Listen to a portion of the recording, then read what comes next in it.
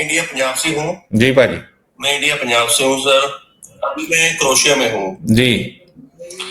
ठीक है sir. Sir मेरी एक दोस्त को ना 6 अप्रैल को कंट्री आउट का पेपर मिला था क्रोशिया में। सही है। ठीक है सर। उसने लास्ट मंथ में क्रोशिया छोड़ दिया। सही। चली गई जादू से अपने सिस्टर के पास। किधर चले गई? ठीक है सर। अभी उसका कोई ऑस्ट्रिया चलेगी सर। ऑस्ट्रिया। सही है।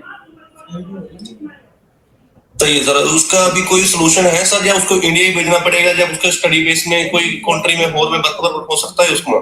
जी देखें पाजी, अगर तो उनका वीजा वैलिड है, अगर तो उनका अभी भी वीजा वैलिड है, अभी तक जो उन्होंने डेडलाइन दी है, अगर वो डेडलाइन अभी तक खत्म नहीं हुई तो उनको चाहिए कि भी वो यहाँ पे पुर्तगाल में आ जाएं। हम उनका जो है वो आर्टिकल 92 में जो है वो उनका केस डाल देंगे, तो इंशाल्लाह यहाँ पे 90% चांसेस है उनको यहाँ का पुर्तगाल का कार्ड मिल जाएगा।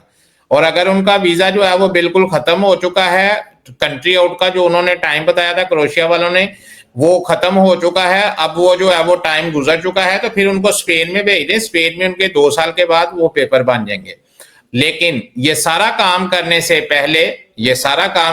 पहले मैं आपको जो रिकमेंड करूंगा, जो सबसे ज्यादा जरूरी काम है कि आपको ये जो लड़की जिसकी आप बात कर रहे हैं उसका रिकॉर्ड जो है वो शेंजन इंफॉर्मेशन सिस्टम में चल, किसी बंदे को या बंदी को किसी भी शेंजन कंट्री ने कंट्री आउट दे दिया है, तो दैट मीन अगर आप अपने मुल्क नहीं गए तो आपका नाम शेंजन इंफॉर्मेशन सिस्टम में हो सकता है।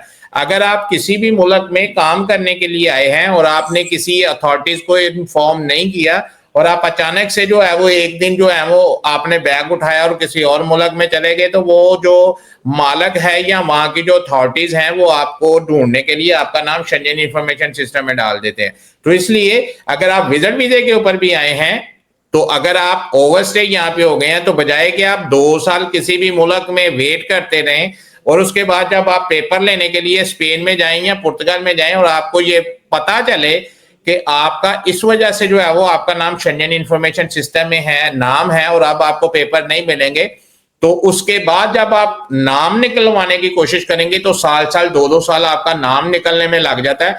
तो तब जब तक आपको जो है वो आपका नाम शेंजन इंफॉर्मेशन सिस्टम से नहीं निकलेगा, आपको कोई भी मुल्क पेपर नहीं देता।